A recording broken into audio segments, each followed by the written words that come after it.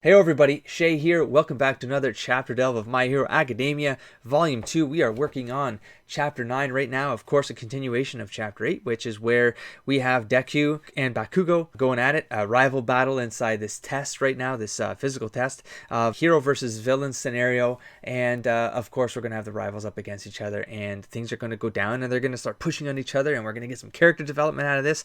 And before we get started, let me just remind people up front, I am reading these as a first pass, as a blind read, which means it's the first time I'm going through these books, so I do not know what's happening, so be careful with spoilers in the comments below. And of course, I'll be speculating as I go, just because it gets me to ask myself questions like right now, but also in the video, so that when I'm editing the video I can remind myself some of the things that I've mentioned along the way of this analysis, and things that I need to keep in mind myself in order to remind myself to surface those ideas again and try to piggyback them on future videos. Let's get started. We have a cover here of wait, is this the first time I've seen a separate cover for one of the chapters? I mean, we see covers, we see these things, right? But look, the design of this one is way different. Maybe a digital painting going on there, maybe markers, but it's not black and white ink, so that threw me off. Anyways, we have Deku versus Kacchan, nickname of Bakugo. Okay, so let's go. Let's dive right in, see where this goes. Oh, we're gonna get a flashback panel. So I love it. I have to talk about the first page every single time now, because it's become a staple of this particular series, that this first page, and this is perfect stuff when it comes to storytelling. You want to remind people where things are at. Of course, in this particular case, people are coming back possibly after a week, or maybe they've taken a week off, 2 weeks, a month off, right? They're coming back. You're going to remind people where things are at, and then you're going to launch into it. And this is an odd kind of start for me, although, to be honest, it would have started that. No, it doesn't. Okay, so it starts odd page. I'm used to like an odd page opener, and then the second and third page spread would generally be the, here's the opener. Okay, now we're going to kick you off and kind of throw you into the deep end sort of thing, right? But in this case, we have a double page spread as the opener. I don't know if that's intentional or if at some point, because this feels like, see, I'm looking at this pages visually, and it feels like this should have been on its own page, so that when you flip this page, it hit this, 2/3 of this page is a splash. Not a splash, but it's a big panel of this encounter here. It pisses me off. It's reminding you of course, the way that this chapter ended right here. It pisses me off. And we're going to continue that. But first, we're going to get a flashback here.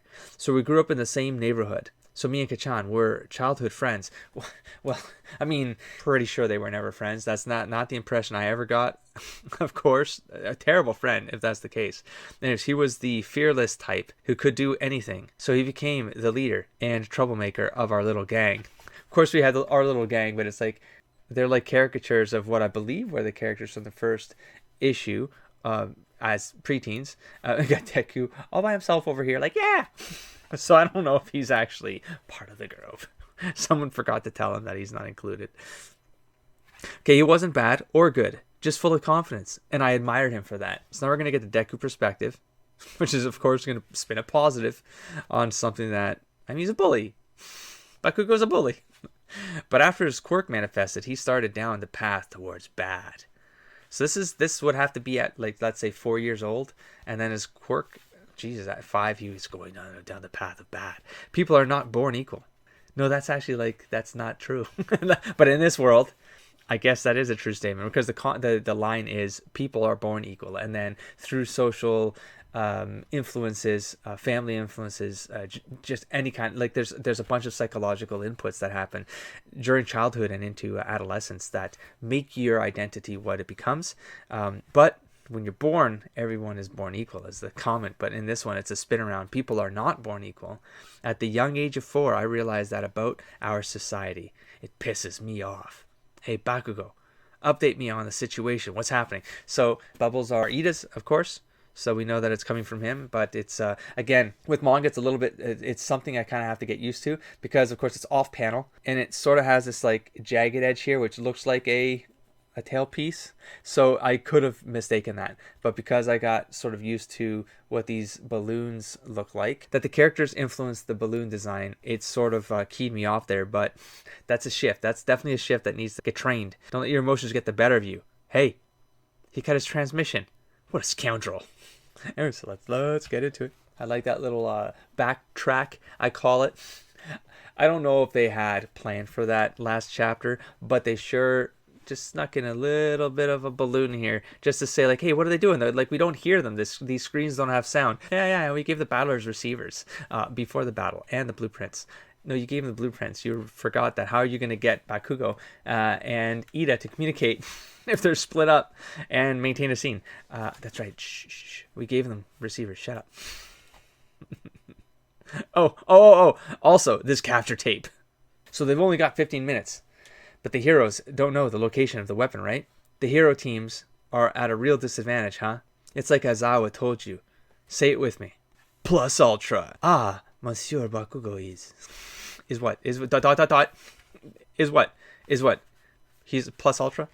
I don't understand. It's throwing me off a little bit. So he's telling Uraraka to run ahead, because of course they have to find that device as well, right? So she might have to confront Ida. But then we have a grayed out panel here, which implies a memory, but it says worry about yourself. That probably happened in chapter 1, but I'm not sure why, or I don't know what the reference is to this now. Worry about yourself. I mean, so it implies a flashback, but he's wearing his costume, which happens. I don't know. Maybe it was last chapter. In any case, so he does what's he doing there? Oh, he's got the tape. Oh, so he's giving you the reminder, or they just have to wrap them up in this thing, and it'll be a sign that they've been captured. So Deku's going in with the tape right away, the capture tape, page 18 of notebook number 10. Good thing I studied up. What comes next? If I know Kacchan, he'll rage and come at me again, and of course he does. His usual right hook. He's amazing, going toe to toe without using his quirk. Against the top scorer in the entrance exam. Bakugo getting more angry. So he's got some anger issues. We're being reminded of that. I mean, the first chapter was called Rage, you damned nerd. So maybe it's a continuation of that rage. From the very start, he's excelled at making split-second decisions. So this is, of course, him acting before he thinks. Goes back to the first chapter, of course. See, and again, so, I mean, where's the consistency here? Because now I'm getting thrown off. Okay, so that's also gray toned, and not as gray toned as these actual flashback panels. Him saving Deku here. So it looks like All Might has seen the burnt notebook of all the information he's saying here, all the info that kid's been recording over these years. So his fanboy is like kicking in and makes him a strategic wonder, if you will. And Deku gets all inspired he has to show All Might what he's made of. So, and he's, of course, challenging Bakugo here without any quirk. He's not triggering any of his quirks. So that whole flip, part of me, after I read the book, I was like, did Uraraka, do a 0G on Bakugo, And so that he was able to get that flip off or something. But if it happened, I missed it. Maybe we're going to get to see it here, or it's going to be a flashback at some point. I don't know. Or maybe he just uses kendo. It is defensive karate anyways. So, I don't know. Maybe. Looks like one rope won't be enough. Got to come up with a strategy. Away he goes. Get back here, Deku.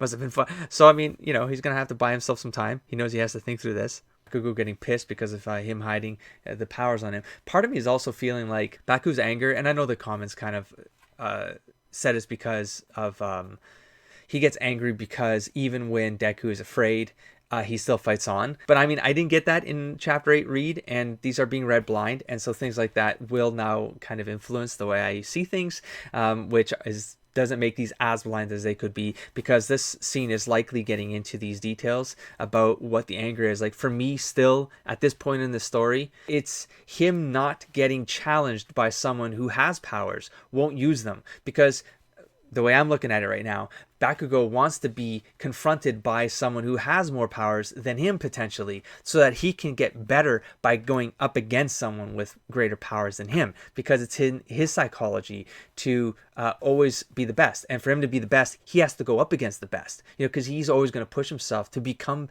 better than the things that defeat him. He is unwilling to be defeated. But of course, if he finds out now, and he has found out, Deku is hiding the ability to manifest a quirk, then it means that he's been bullying someone who could potentially kick his ass. He's never used the powers against him, so he's never been tested against those powers. That's how I read it, because those are the only inputs I've gotten. I haven't gotten the sense in the story right now that Bakugo is pissed because Deku continues to fight even though he's afraid. Because yes, we got like a bit of the fear piece in it, but he still lunged at him. He still flipped him, right? So he wasn't afraid when he flipped Bakugo. He still took the challenge. He still went up against him. So from Bakugo's perspective, that threw him off because Midoriya was going up against him. He didn't expect it. And for me, that wasn't about fear yet. So maybe it'll be explicit and they will talk about it in this chapter. We'll get into it, but that's part of the discovery along the way, right? So bring it on. I'll still crush you, because see, him taunting now is still because it's almost like he wants Deku to use that power against him. He wants it because I think it's in his psychology, because he can't know if he's better if he doesn't defeat someone who bests him. Does that make sense? That's kind of how I see it. Anyways, so we got the screens up. He's really angry. So Midoriya told me about how Bakugo is conceited, as conceited as they come. Ida should have been the vanguard with his superior maneuverability, and I suspect Ida knows that. So this is probably just Kacchan rampaging on his own.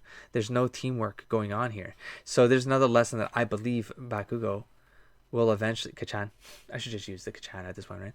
That Kacchan needs to learn. I mean, Deku has something to learn. So does Kacchan.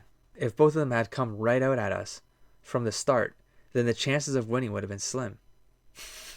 Depicted like aliens, monsters.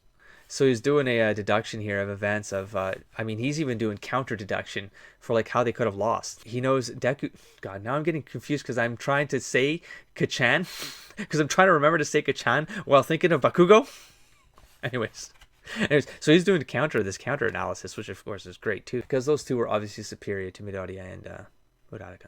As long as Uraraka can go after the weapon and capture Ida, I'll follow after her, making it two on one. We can win this. Of course, that's assuming I can actually beat Kacchan. So this is a flashback, doing a parallel story narrative here of when they were kids. Is Bakugo confronting Midoriya about, you're quirkless. You think you can rub shoulders with me? I wasn't saying I could compete with you. Not at all. I forgot to mention this, Kacchan, but I take that all back. Flip page. So we are back to the flip page being a thing. So we have a whoosh, and he comes... Okay, so this is a flashback as well. That's why I'm going get the eye of Bakugo, and then I'm the Deku who always does his best. So that's from the last chapter, the freaking pebble. So that's probably him thinking, the freaking pebble in my path. So the memory works. Sometimes it brings back memories. Izuku, you really can't do anything, can you? So this spiky bubble. So maybe that's a memory bubble. And then there's like childhood thing here. There's a lot of time switch stuff going on with the balloons, the dialogue on top of panels that are not associated to the time. Well, these are kind of associated to the time, but this one isn't to this. There's a lot of continuity like shuffle. This is crazy. You really have to kind of just roll with it and hope that it's like a deck of cards. You just throw it in the air and then you put them back in a pile. Anyways, Izuku can be read as Deku.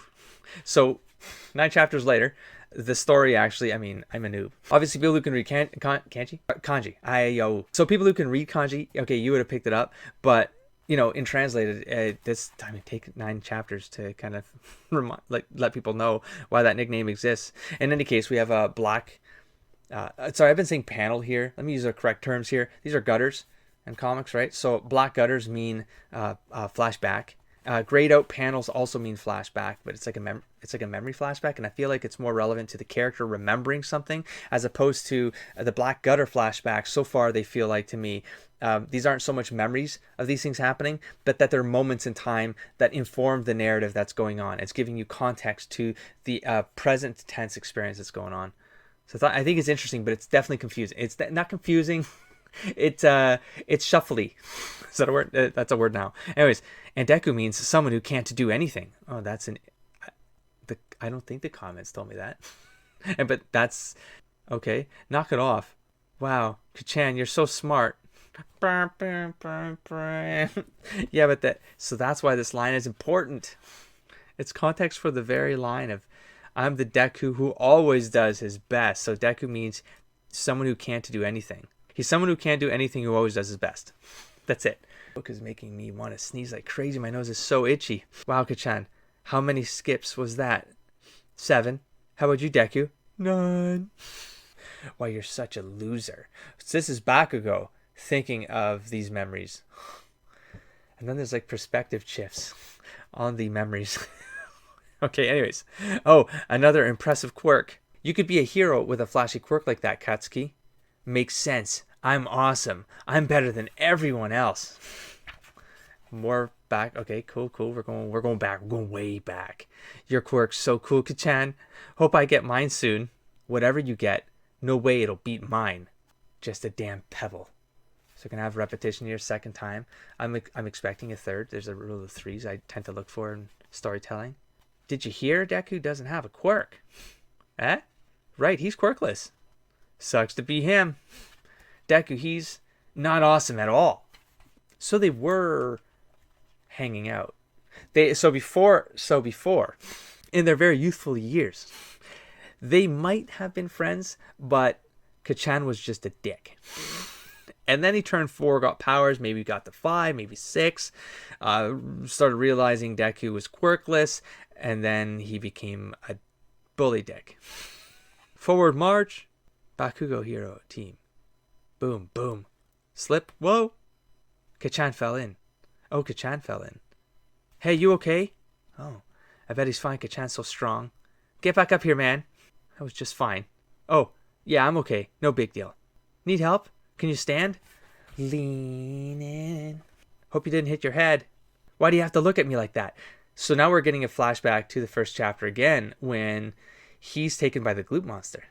And Deku sees the fear in his eyes. And then he comes running in to help. So he does not like this because I don't think it's because he's pissed that Deku, despite having no powers, is motivated to still do these kinds of heroic things. I think it's because it makes him feel weak inside. There's a story going on behind the scenes here, which I'm suspecting is going to be developed with this character. There's a reason why Bakugo is like this, and he doesn't want to be helped because it makes him feel weak, and he doesn't like to feel weak. You look like you needed to be saved, but I'm better than him. Found you. Peek. Just gotta stay hidden until Deku shows up. Jeez, I don't think I'm going to survive this book. My nose is itchy like crazy. Sometimes I have these allergies. They go nuts. They go nuts. And the cutting is going crazy right now because I'm actually getting lightheaded because I'm breathing all crazy. And my nose, keep having to scratch my nose. Anyways, let's keep going. Let's keep going. So where am I? I'm going to take a nose break and count my pages. We are entering Act 3 at this point. So this is like the closure of Act 2. There's a confrontation happening now where Bakugo is, of course, getting closer to Deku. But we do have now a scene change where we're going to go to Araraka and Ida.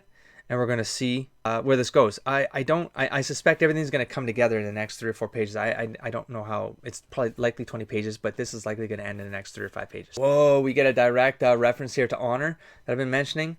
So, you know, Bakugo, he's kind of a troublemaker. So him being a villain sort of works out for him. But for Ida, it's actually a challenge. So we see here, so I suppose I also have to take on the villain role, right? Though it brings shame to the Ida family name. This training will help me become a better man.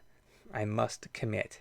To become a hero, I will cloak myself in darkness. I am the ultimate evil. Boom, boom, boom. Now, he's so serious. So not very strategic on Uraraka's part, giving herself away. In any case, he knows that she can levitate things. So I'm suspecting he's going to start zipping around and making himself hard to levitate maybe or something. So I know your quirk allows you to levitate objects you touch. Yeah, so before you arrived, oh, I see, he might have set up a trap or something. Oh, no. I enacted a counter strategy against you by removing all objects on this floor. Oh. Well, if you have super speed, I guess you could put them all into a different room. Your little tricks won't work here. You've miscalculated, hero. He's like really getting into this role. Oh, and she actually says that. Okay. Like I said, sometimes I feel like I'm Uraraka for some reason. He's really getting into it. He knew I was. Oh god, that's funny. Uraraka pinging Deku here. Hey Deku, Edith found me. Yeah, because you started making fun. Like you made yourself out, man. Only a little time left, and it's their win if we run out the clock. I don't want to lose here. I'm loaded up. He's gonna smash through the entire floor, isn't he? Oh no, God! Bring the building down on everybody. Why not use it? You mocking me, Deku? See what I mean? See what I mean? See what I mean? It's like he's taking it personal. It might go back to that moment where he wanted to help him, like as if like as a kid here, like the way he's seeing it. Maybe even at this age, he's like so he's quirkless. Yet what does he think he's better than me? Like, is he hiding something? Is he hiding a quirk that's better than mine?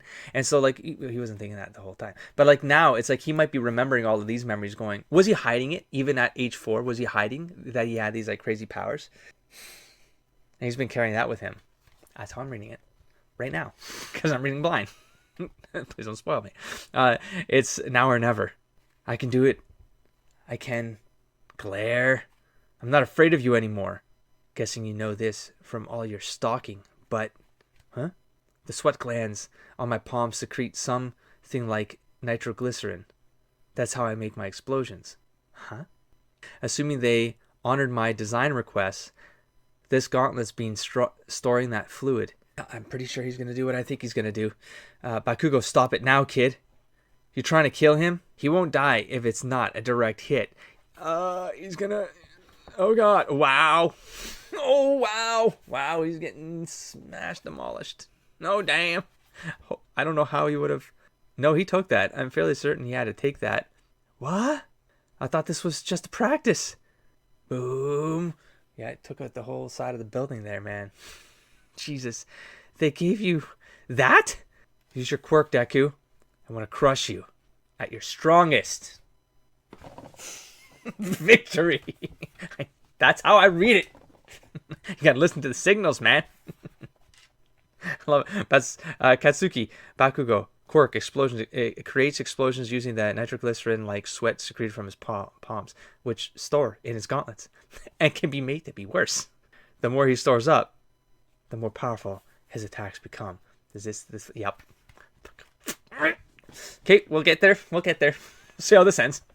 Got time. So we got the street clothes here we got a new one. You got, is that an O or a D? Probably an O. Aoyama? I'm going to go with that right now. That's going to take me a couple practice rounds. Favorite thing? Himself. Behind the scenes. I don't really understand this guy myself, but he's always fun to draw. So that's nice. I don't remember him yet. And then we have next chapter. We have a write up here on Bakugo. Anyway, so that's it. That's another chapter down. I'm going to go back to kind of collect my thoughts here real quick. I have to get out of here because of my nose as soon as possible because I don't know what's going on. If I could survive my allergies right now. Anyways, we switch perspective to Bakugo. In Act 1, we get a little bit more about Bakugo's rage tendency. I think he gets frustrated. I don't think he's getting frustrated with this stuff around him. I think he gets frustrated with himself. I think he's to be honest, that would kind of like, he'd get all ramped up. He'd start sweating more because of nervousness, right? Start secreting more sweat because of frustration and all that stuff. I don't know. Anyway, so we have the attempt by Deku to capture him, but we're now in an Act 2 scenario here. It's their confrontation. It's this attempt to take him down, to capture him, to get that win. He fails there. He knows he has to run away because he has to get his strategies together. He starts working on a counter strategy that tells us as a reader that Deku is he's strategy driven. So it's not a superpower, but what's Batman? Batman has no superpowers, right? Batman is all about having a plan B and C when he's executing on A. I feel like maybe that's part of his leverage right now is, of course, him not having a power to lean on made him focus his efforts on other things, like being a fanboy and collecting all these notes and always thinking through a bunch of scenarios, which is of course what comic nerds do. They always say, can Hulk beat Superman and that kind of stuff. And I'm sure that's kind of what Deku is. That's literally the kind of fanboy he is. He's kind of looked at all these heroes in the world around him and then played out these scenarios. I think because they play with tropes in the series, and the tropes are actually part of the world's lore, like canon. The tropes are the world. So I think that's pretty amusing. So we get through Act 2 here, which is going to go deeper. So this is like midway through Act 2. We go deeper into the Bakugo psychology here. And why he feels like as soon as he gets his powers, he's basically getting this. I'm assuming that's a mom there. So, and I just noticed that now, but the idea that there's parallelism happening here, right? Where Bakugo's mom supported him right away, and then his powers flourished, and so did his ego. Whereas with Midoriya, his mom did not support him, and then, right. So that parallelism is pretty cool. And then of course he falls, which is doesn't make him pretty awesome. I mean, it's pretty it's embarrassing for him, right? He's the leader. He's supposed to be this awesome dude. Do they call it the hero? Yeah, the hero team. Forward march. Bakugo hero team. So he's got a hero team, but he falls. I mean, that's got to be embarrassing, right? And then we have the quirkless wonder here helping him up, and that kind of makes him angry because he needs to be the best. He shouldn't have fallen in the first place. That's kind of what I feel like he's thinking inside his head, you know. And then we're in Act 3, which is basically, where do we go from here? Well, we know that the team members have to come together, and there needs to be a win or a fail here, and one of these teams needs to win. And so it is setting up like, what's the next chapter going to be? Well, it's going to be like all of this coming together. But of course, this happens instead. Boom. So we have that massive escalation that if something's going to happen to escalate things, it's going to be in Act 3. And we get that Act 3 ending here, which is, of course, another cliffhanger. And that definitely looks... No, that's his mask. That's not blood. I got a little worried there. But he's definitely mangled here. But he took out a whole portion of the building with that attack. So he is definitely acting villainous. I have to believe that's going to come back around and bite him in the ass. Bakugo. I think he's going to reflect on that sometime later. I hope. Don't spoil me. Anyway, so that's it for chapter 9. I mean, it keeps building up on something really cool. And the fact that this is just training, but even in the training stories, we're actually getting character stories mixed in there. And they feel kind of like epic comic book battle-y kind of things. Like that was crazy. Like this is supposed to be a test, you know, for him to take it this far, you know, just because like he's that frustrated, you know, and he's got that much of an ego that, I mean, he's not listening to the teacher, right? All Might's telling him to restrain himself. He doesn't. So I feel like there's a lesson that is going to be learned there, but we'll find that out maybe in the next chapter, maybe not the next chapter. Maybe it's going to be something that's going to trickle through this. But I feel like if it's in these first 2 chapters, remember how I talked like these first 2 chapters are going to be like the Act 1 for this volume. I suspect there's going to be some sort of like mirror scene turnaround in an Act 3. So in the last 2 chapters of this volume, I hope they... When I say I hope, it doesn't mean that if they don't do this, I think the story has failed. Okay, let me just make that very clear. It's just sort of a little game I play with myself and my speculations to see how many of these things line up, because I see them so often happening in storytelling, and I want to see if they happen here. So if they started with the Bakugo, kind of getting into Bakugo, I want them to kind of resolve that somehow in this volume. And because we have this duality happening on the cover, I would love to see this dynamic be explored and have a through line to it. And so the middle portion of this book might be an introduction to other characters and other challenges and stuff, but at the same time I think that needs to come back around, and then it needs to close off this whole training, because I'm seeing this whole volume kind of like this whole training is probably going to happen this whole volume, you know, for all I know, right? Because they have a lot of characters to get through. Maybe they'll speed through all the other ones, I don't know, but I would love for this particular story arc, this small little arc, to have to be closed here. So we'll find out chapter to chapter. I'll get through this. Anyway, so there you go. If you like it, give it a like, of course. If I get enough likes to equal the next chapter, of course, I'll try to make it, I'll try to get on the schedule ASAP like I did for this one. I was going to put this off for another couple days, but you guys put a lot of likes in real quick. I did not anticipate that, but okay, let's do it. I'm a man of my word as much as I can be with given the time constraints. I'm trying to pull this off, but yeah, thanks a lot for that. And yeah, don't forget to subscribe if you haven't already. I'm really enjoying breaking down these books way more than I anticipated. And yeah, so there you go. I'll catch you in the next one. Don't forget to explore, engage, and inspire, buddy.